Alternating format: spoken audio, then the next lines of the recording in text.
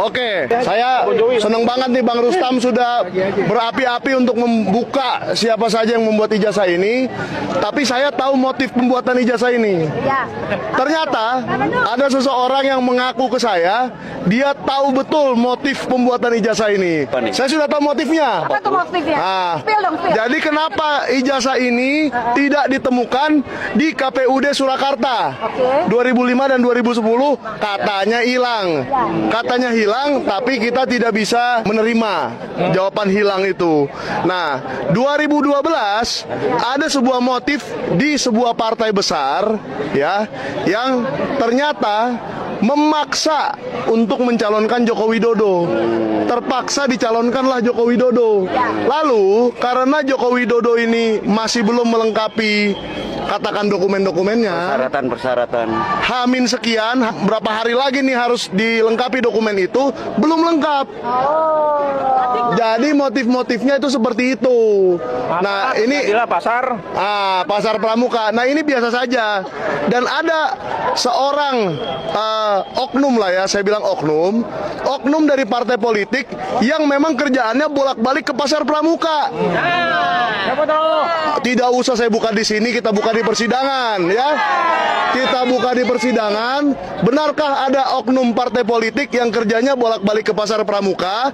Karena banyak sekali calon legislatif, calon bupati, calon wali kota, calon apapun yang butuh tidak ijazah. Lengkap dokumennya. Saya tidak bilang ijazah. Tidak hanya ijazah, banyak. Jadi ada oknum-oknum di partai politik yang kerjanya bolak-balik. Nah, ini sudah rahasia umum sebenarnya. Klien kami akan membuktikan sebuah kebenaran yang selama ini lebih dari 1 tahun itu coba untuk dirubah menjadi dari kebohongan menjadi kebenaran.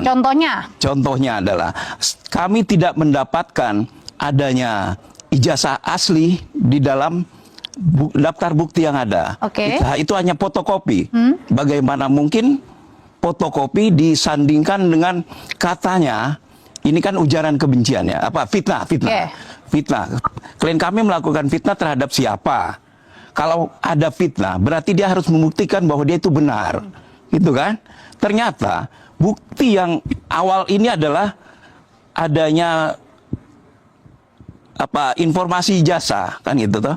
Ijazah ini sampai hari ini tidak ada. Pak Jenderal, kira-kira apa yang respon Bapak terkait dengan masalah pengaduan masyarakat kepada ketiga orang yang diduga keras bertanggung jawab tentang terbitnya atau adanya ijazah yang diduga palsu dari Jokowi?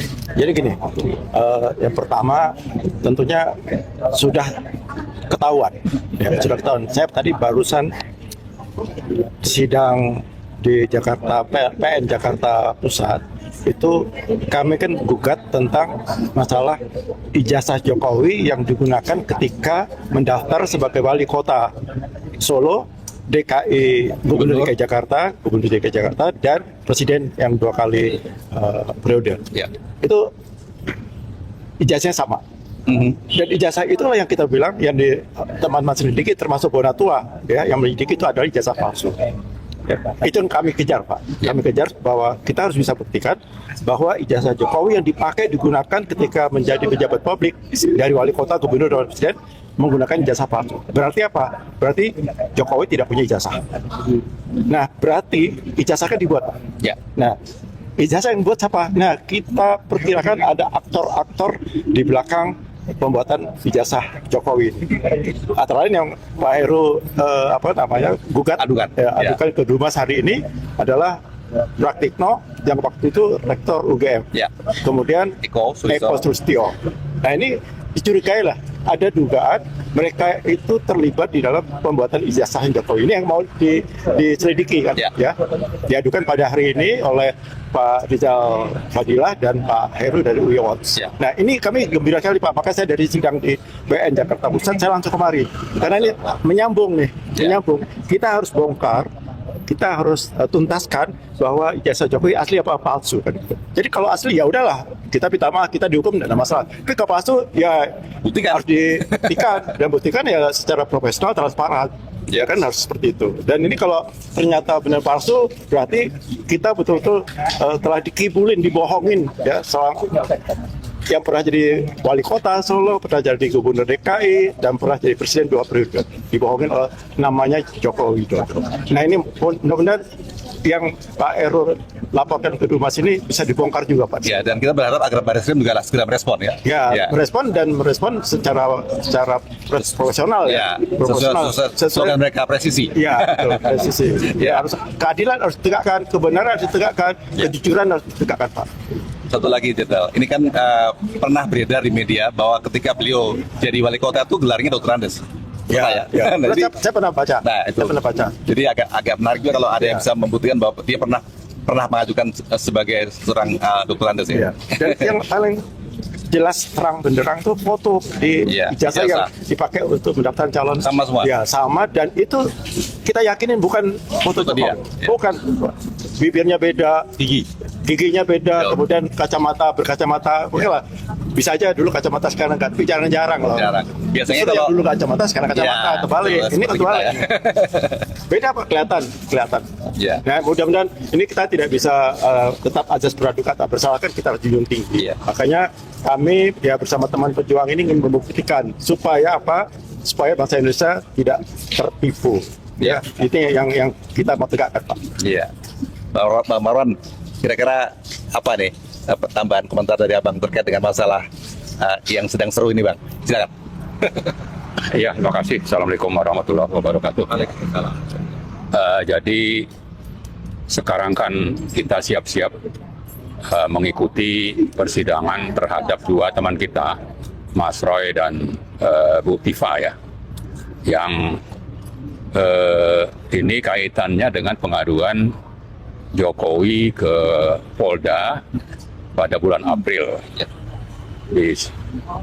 Isu utama itu adalah pencemaran nama baik, fitnah dan sebagainya, dan ada beberapa pasal yang dijadikan dasar untuk pengaduan ini, dan sudah dilaporkan ke Kejaksaan Agung. Nanti dari Kejaksaan Agung inilah jaksa yang akan menjadi penuntut terhadap pengaduan Jokowi ini. Nah, di pihak kita sebetulnya berharap pengadilan itu bisa terjadi dengan harapan nanti ada proses di mana hakim-hakim itu memanggil Jokowi untuk menunjukkan ijazahnya. Itu menjadi keyakinan kita dan harapan kita untuk nanti dengan begitu bisa ditunjukkan di pengadilan bahwa ijazahnya itu asli atau palsu. Ya. Masalahnya pengaduan Jokowi ke Polda ini itu isunya adalah masalah pencemaran nama baik yang fokus dari hakim bisa saja tidak kemana-mana, cuma di situ isunya, sehingga proses pembuktian oleh hakim di pengadilan itu tidak terjadi gitu, pembuktian ijazah yang ada untuk menunjukkan bahwa mereka ini sudah mencemarkan nama baik Jokowi. Pasalnya ada berapa, 4 atau berapa itu. Itulah yang kita khawatirkan ya. Jadi apalagi kalau pengadilannya ini konon pimpinannya memang dekat dengan Jokowi, sehingga akhirnya nanti proses ini ya berhenti di situ aja. Bisa nanti ujungnya bahwa terbukti mereka melakukan pencemaran nama baik atau juga fitnah ya.